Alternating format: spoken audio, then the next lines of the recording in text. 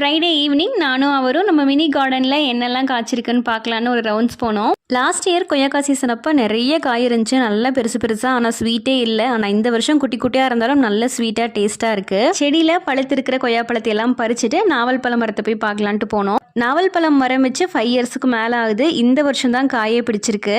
இப்போ தான் ஃபஸ்ட் டைம்ன்றதுனால காயெல்லாம் கொஞ்சம் கம்மியாக தான் பிடிச்சிருக்கு. ஆனால் அடுத்த சீசன்லேருந்து நல்லா காய் வந்துடும்னு நினைக்கிறேன். கண்ணுக்குட்டிக்கு 4 கொய்யாப்பழம் கொடுக்கலான்னு பக்கத்தில் கை கொண்டு போனால் அது கடிக்கிற மாதிரி வந்துச்சுன்னு டக்குன்னு நான் கையை எடுத்துட்டேன்.